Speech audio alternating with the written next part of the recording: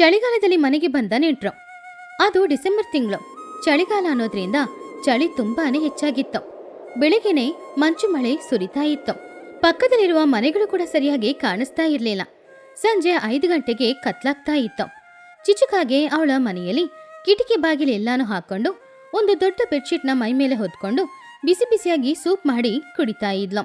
ಆವಾಗ ಚಿಚುಕಾಗೆ ಅವಳ ಮನ್ಸಲ್ಲಿ, ಹಬ್ಬೋ, ಹೊರಗಡೆ ನೋಡಿದ್ರೆ ಚಳಿ ಹುಲಿಯ ರೀತಿ ಇದೆ, ಆದ್ರೆ ಮನೆಯೊಳಗೆ ಸೂಪು ತಾಜಾ ಆಗಿದೆ. ಇವತ್ತು ಯಾರು ಕೂಡ ಮನೆಗ್ ಬರ್ಬಾರ್ದು. ಯಾರು ಬರಕ್ಕೆ ಮುಂಚೆ ಈ ಸೂಪ್ನ ಕುಡಿಬೇಕು. ಚಿನ್ನು ಬೇರೆ ಚೆನ್ನಾಗಿ ನಿದ್ರೆ ಮಾಡ್ತಿದ್ದಾನೆ.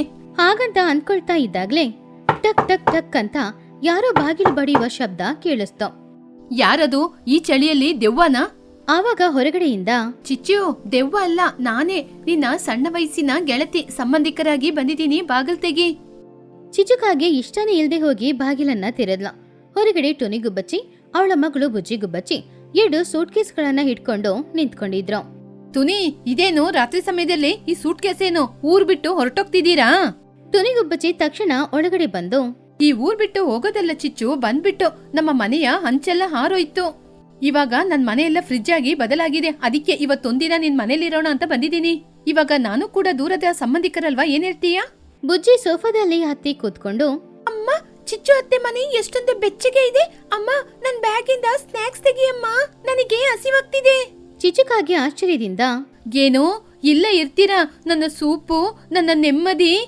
ಅಯ್ಯೋ ಚಿಚ್ಚು, ಅತಿಥಿ ದೇವೋಭವ ಅಂತಾರೆ. ನಮಗೆ ಜಾಸ್ತಿ ಏನು ಬೇಡ. ಬಿಸಿ ಬಿಸಿ ಅನ್ನ, 3 ಬಗೆಯ ಸಾರು, ಅಷ್ಟು ಕೊಟ್ರೆ ಸಾಕು. ಇವತ್ತು ನಾವು ಇಲ್ಲೇ ಇರ್ತೀವಿ. ಏನೋ 3 ಬಗೆಯ ಸಾರ? ನನ್ ಮನೇಲಿ ತರಕಾರಿ ಬಿಟ್ರೆ ಬೇರೆ ಏನೂ ಇಲ್ಲ. ಆವಾಗ ಪುನಃ ಬಾಗಿಲು ತಟ್ಟುವ ಶಬ್ದ ಕೇಳಿಸ್ತು. ಅಯ್ಯೋ, ಇವಾಗ ಯಾರು? ಬಾಗಿಲು ತೆರೆದಾಗ ಹೊರಗಡೆ ಲೂಸಿ ಪಾರಿವಾಳ, ಚೋಟಿಗಿಳಿ ಹಾಗೂ ಬನ್ನಗಿಳಿ ನಿಂತ್ಕೊಂಡಿದ್ರು. ಅವ್ರ ಕೈಯಲ್ಲಿ ಒಂದು ಗಿಟಾರ್, ಆಟದ ಆಟಿಕೆ ಇತ್ತು. ಹಾಯ್ ಚಿಚ್ಚು, ತುನಿ ಬುಜ್ಜಿ ಇಲ್ಲಿ ಬಂದ್ರು ಅಂತ ಗೊತ್ತಾಯ್ತು. ಅದಕ್ಕೇನೆ ನಮ್ ಮನೆಯಲ್ಲಿ ಕರೆಂಟ್ ಬೇರೆ ಹೋಯ್ತಾ, ಅದಕ್ಕೆ ಸಾಂಗ್ ಆಡ್ಕೊಂಡು ಚೆನ್ನಾಗಿ ಜಾಲಿಯಾಗಿರೋಣ ಅಂತ ಇಲ್ಲಿಗೆ ಬಂದಿದೀವಿ. ಹೌದು ಚಿಚ್ಚು, ನನ್ನ ಬನ್ನು ತುಂಬಾನೇ ಭಯ ಪಡ್ತಾ ಇದ್ದಾನೆ. ಇಲ್ಲಿ ಚಿನ್ನು ಬುಜ್ಜಿ ಇದ್ದಾರಲ್ವಾ, ನಾವಿವತ್ತು ಪಾರ್ಟಿ ಮಾಡೋಣ. ಚಿಚುಕಾಗೆ ಆಶ್ಚರ್ಯಪಟ್ಲು. ಒಂದು ಕ್ಷಣದಲ್ಲಿ ಮನೆಯಲ್ಲಿ ಸುಮಾರು ಜನರು. ಇದೇನು ರೈಲ್ವೆ ಸ್ಟೇಷನ್ ಅಥವಾ ಛತ್ರನ? ಎಲ್ಲರೂ ಬಟ್ಟೆ ಎಲ್ಲ ತಗೊಂಡು ಇಲ್ಲಿಗೆ ಬಂದಿದ್ದೀರಾ? ನನಗೆ ಆಗ್ತಾ ಇಲ್ಲ. ಮಹಿ ಹದ್ದು ಕಿಟಕಿಯಿಂದ ನೋಡಿ, ಚಿಚ್ಚು, ಎಲ್ಲರೂ ಇಲ್ಲೇ ಇದ್ದಾರಂತೆ. ನನಗೂ ಕೂಡ ತುಂಬಾ ಚಳಿ ಆಗ್ತಿದೆ. ನಾನು ಒಳಗೆ ಬರಲಾ? ಬೇಡ ಬೇಡ, ಇವಾಗ್ಲೇ ಮನೆ ತುಂಬಿ ಹೋಗಿದೆ. ನೀವು ಕೂಡ ಬಂದ್ರೆ ಮನೆ ಬಿದ್ದೋಗುತ್ತೆ. ಸರಿ, ನಾಳೆ ಬೆಳಿಗ್ಗೆ ಟಿಫಿನಿಗೆ ಬರ್ತೀನಿ. ಹಾಗಂತ ಹೇಳಿ ಹೋಯ್ತು. ಎಲ್ರೂ ಮನೆಯೊಳಗಡೆ ಇದ್ರು. ಹೊರಗಡೆ ಚಳಿ ಜಾಸ್ತಿನೇ ಇತ್ತು. ಯಾರು ಹೊರಗಡೆ ಹೋಗುವ ಐಡಿಯಾದಲ್ಲೇ ಇಲ್ಲ. ಚಿಚ್ಚು ಅತ್ತೆ, ತುಂಬಾ ಚಳಿ ಜಾಸ್ತಿ ಆಗ್ತಾ ಇದೆ. ಏನಾದ್ರೂ ಸ್ಪೆಷಲ್ ಮಾಡ್ಬೋದಲ್ವಾ? ಚಿಕನ್ ಪಕೋಡ, ಬಜ್ಜಿ ಆಗ್ಬೋದು. ನನಗೆ ಎಗ್ ನೂಡಲ್ಸ್ ಬೇಕು, ಬೇಕೇ ಬೇಕು. ಚಿಚ್ಚು, ನನಗೆ ಗ್ರೀನ್ ಟೀ ಬೇಕು. ಯಾಕೋ ವಾಯ್ಸ್ ಸರಿ ಆಗ್ತಿಲ್ಲ. ಚಿಚ್ಚು ತುಂಬಾ ಕೋಪದಿಂದ, ಏನ್ ನೀವು ನನ್ ಮನೆಗ್ ಬಂದಿದ್ದೀರಾ ಅಥವಾ ಹೋಟೆಲಿಗೆ ಬಂದಿದ್ದೀರಾ? ನನ್ ಮನೇಲಿ ಏನೂ ಇಲ್ಲ. ಬೇಕಂದ್ರೆ ಕಡ್ಲೆ ಇದೆ, ತಿನ್ನಿ. ಚಿಚ್ಚು, ಹಾಗೆಲ್ಲ ಹೇಳ್ಬಾರ್ದು. ನೋಡು, ಮಕ್ಳು ಎಷ್ಟು ಹಸಿವಲ್ಲಿದ್ದಾರೆ. ಅಡಿಗೆ ಮನೇಲಿ ಏನಿದೆ ಅಂತ ಹೇಳು, ನಾವೇ ಅಡಿಗೆ ಮಾಡ್ಕೋತೀವಿ, ಬಾ. ತುನಿ, ಲೂಸಿ ಇಬ್ರು ಅಡಿಗೆ ಮನೆಯೊಳಗಡೆ ಹೋದ್ರು. ಆವಾಗ ಚಿಚ್ಚು ಅವ್ರ ಹಿಂದೆನೆ ಹೋದ್ಲು. ಅಯ್ಯೋ, ನನ್ನ ತುಪ್ಪದ ಡಬ್ಬಿ ಮುಟ್ಬೇಡಿ. ಆ ಗೋಡಂಬಿ ದ್ರಾಕ್ಷಿ ಅದೆಲ್ಲ ನನ್ ಸೀಕ್ರೆಟ್ ಮುಟ್ಬೇಡಿ. ಅರ್ಧ ಗಂಟೆ ಸಮಯದಲ್ಲಿ ತುನಿಗುಬ್ಬಚ್ಚಿ ಬಿಸಿ ಬಿಸಿಯಾದ ಉಪ್ಪಿಟ್ಟು, ಅದ್ರಲ್ಲಿ ಗೋಡಂಬಿನ ಫ್ರೈ ಮಾಡಿ ಹಾಕಿ ತಗೊಂಡ್ ಬಂದ್ಲು. ಉಪ್ಮಾ ಸೂಪರ್ ಆಗಿದೆ ಅಮ್ಮ, ಗ್ರೇಟ್. ಚಿಚ್ಚು ತುಂಬಾ ಬೇಜಾರಿಂದ, ಅಯ್ಯೋ, ನನ್ನ 6 ತಿಂಗಳ ಉಳಿತಾಯ ಆ ಉಪ್ಪಿಟ್ಟಲ್ಲಿ ಮುಳುಗೋಗಿದೆ. ಚಿಚ್ಚು, ನೀನ್ ಟೆನ್ಷನ್ ಮಾಡ್ಬೇಡ, ಬಾ, ನೀನು ಕೂಡ ತಿನ್ನು. ಎಲ್ರೂ ಬಿಸಿ ಬಿಸಿಯಾಗಿ ಉಪ್ಪಿಟ್ಟನ್ನ ತಿಂದು ಚಳಿ ಇಲ್ದೆ ತುಂಬಾನು ಎನರ್ಜೆಟಿಕ್ ಆಗಿ ಬದ್ಲಾದ್ರು. ಆವಾಗ ಲೂಸಿ ಪಾರಿವಾಳ ಅದ್ರ ಗಿಟಾರ್ನ ತಗೊಂಡು, ಫ್ರೆಂಡ್ಸ್, ಹೊರಗಡೆ ಚಳಿ, ಮನೆಯೊಳಗೆ ಬಿಸಿ ಬಿಸಿ ಉಪ್ಮಾ. ಇದ್ನ ನೋಡೊತ್ತಿಗೆ ನನ್ನ ಸಾಂಗ್ ನ ಹಾಡೋದಾ? ನನ್ನ ಸಾಂಗ್ ನ ಆರಂಭಿಸ್ತೀನಿ. ಅಯ್ಯಯ್ಯೋ, ಬೇಡ ಬೇಡ, ನೀವು ಹಾಡಿದ್ರೆ ನನ್ನ ಅಂಚೆಲ್ಲ ಹಾರೋಗುತ್ತೆ. ಹಾಡ್ಬೇಡ. ಅಯ್ಯೋ, ಇರು ಚಿಚ್ಚು, ಕೇಳೋಣ. ಲೂಸಿ, ಹಾಡ್ ನೀನು. ಲೂಸಿ ಗಿಟಾರ್ ಬಾರಿಸ್ತಾ ಜೋರಾಗಿ ಹಾಡ್ ಹಾಡಕ್ಕೆ ಶುರು ಮಾಡಿದ್ಲು. ಓ, ಚಳಿಗಾಳಿ ಬೀಸ್ತಾ ಇದೆ, ನನ್ ಮನ್ಸೇನೋ ಎಳಿತಾ ಇದೆ. ಹಾಗಂತ ಹಾಡ್ ಹಾಡ್ತಾ ಇದ್ಲು. ಬುಜ್ಜಿಗುಬ್ಬಚ್ಚಿ ಕಿವಿ ಮುಚ್ಕೊಂಡು, ಚಳಿಗಾಲ ಎಲ್ಲ ನಿಮ್ ವಾಯ್ಸ್ ಕೇಳಿದ್ರೆ ಬಿರುಗಾಳಿನೇ ಬಂದ ಹಾಗಿದೆ. ಎಲ್ರೂ ನಗಾಡಿದ್ರು. ಲೂಸಿ ಆ ಗಿಟಾರ್ನ ದೂರದಲ್ಲಿ ಇಟ್ಲು. ನಾನು ಹಾಡು ಹೇಳ್ತೀನಿ. ಚಿಚ್ಚು ಅತ್ತೆ ಪಿಸನಾರಿ ಔಸಿ ಇಟ್ರು ಲಡ್ಡುಗಳನ್ನು ಕೇಳಿದ್ರೆ ಬರ್ತದೆ ಅವರಿಗೆ ಚಳಿ ಜ್ವರ. ಚಿನ್ನು, ಚೆನ್ನಾಗಿ ಆಡಿದೀಯಾ. ಚಿಚ್ಚು ಮೇಲೆ ತುಂಬಾ ಸ್ವೆಟರ್ ಹಚ್ಚಿದೀಯಾ.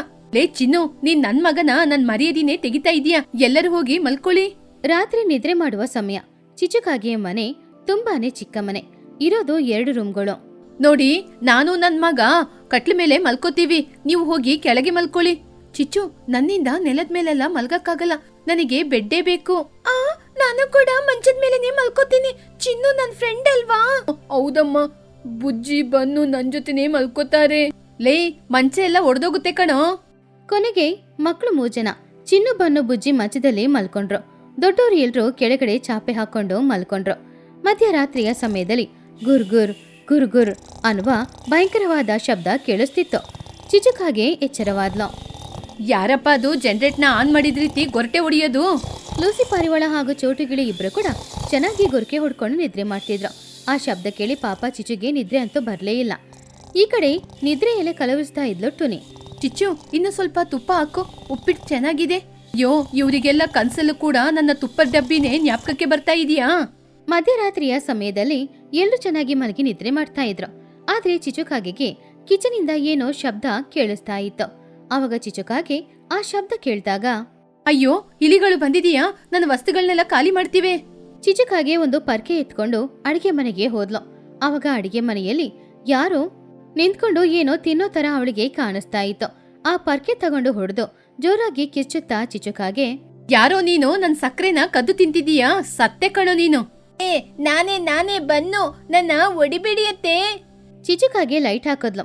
ಆವಾಗ ಬನ್ನುಗಿಳಿ ಸಕ್ಕರೆ ಡಬ್ಬನ ಹಿಡ್ಕೊಂಡು ನಿಂತ್ಕೊಂಡಿದ್ದ. ಅವನ ಬಾಯೆಲ್ಲ ಸಕ್ಕರೆ ಅಂಟ್ಕೊಂಡಿತ್ತು.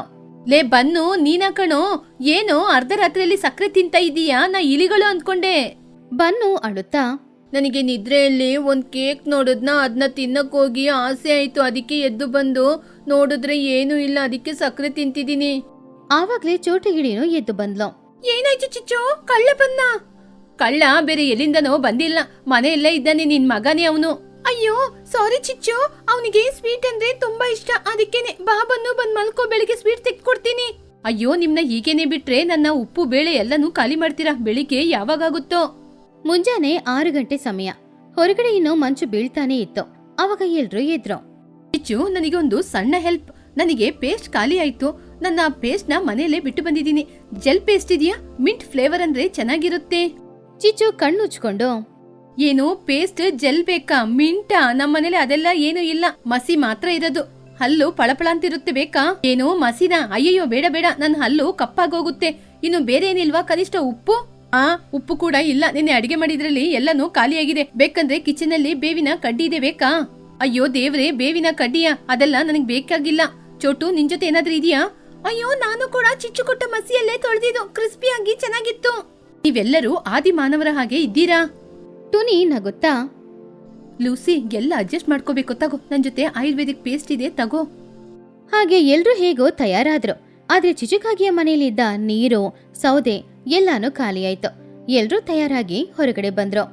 ಗುಡ್ ಮಾರ್ನಿಂಗ್ ಚಿಚ್ಚು, ರಾತ್ರಿ ಚೆನ್ನಾಗಿ ಕಳೆಯಿತು. Thank you for the party. ಇದು ಚಿಚ್ಚು, ನಿನ್ನ ಆತಿಥ್ಯ ತುಂಬಾ ಚೆನ್ನಾಗಿತ್ತು. ನಾವಿನ್ನು ಹೊರಡ್ತೀವಿ, ಚಳಿ ಕಡಿಮೆ ಆಗಿದೆ. ನಿಲ್ಲಿ, ಎಲ್ಲಿಗೆ ಹೋಗ್ತಿದ್ದೀರಾ? ಚಿಚು ಒಂದು ದೊಡ್ಡ ಚೀಟಿ ತಗೊಂಡು ಅವ್ರ ಮುಂದ್ಗಡೆ ಇಟ್ಲು. ತಗೊಳ್ಳಿ, ನಿನ್ನೆ ರಾತ್ರಿ ನನ್ನ ರೂಮ್ ಬಾಡಿಗೆ ಒಬ್ರಿಗೆ 500 ರೂಪಾಯಿ, ಬಿಸಿ ಉಪ್ಪಿಟ್ಟು 300 ರೂಪಾಯಿ, ಸ್ಲೀಪಿಂಗ್ ಚಾರ್ಜಸ್, ನಿನ್ನೆ ನನ್ನ ರಗ್ಗೆಲ್ಲ ಯೂಸ್ ಮಾಡಿದ್ರಲ್ವಾ 200 ರೂಪಾಯಿ, ಅಳ್ಳನ ಹಿಡಿದಿದ್ದಕ್ಕೆ ಸೆಕ್ಯೂರಿಟಿ ಚಾರ್ಜ್ 150 ರೂಪಾಯಿ, ಆಮೇಲೆ ಅಲ್ಲೂಜಕ್ಕೆ ಮಸಿ ಬೇವಿನ ಕಡ್ಡಿ 50 ರೂಪಾಯಿ, ಮೊತ್ತ 1200 ರೂಪಾಯಿ ಆಯ್ತು. ತಲೆಗೆ ಒಬ್ಬೊಬ್ರು ಲೆಕ್ಕ ಹಾಕಿ ಕೊಡಿ. ಎಲ್ರೂ ಅದನ್ನ ಕೇಳಿ ಶಾಕ್ ಆದ್ರು. ಏನ್ ಚಿಚ್ಚು, ಸಂಬಂಧಿಕರ ಜೊತೆ ಹಣವನ್ನು ಕಲೆಕ್ಟ್ ಮಾಡ್ತೀಯಾ? ನಾನು ತಗೊಂಡಿದ್ದು ಸ್ವಲ್ಪನೇ ಮಸಿ.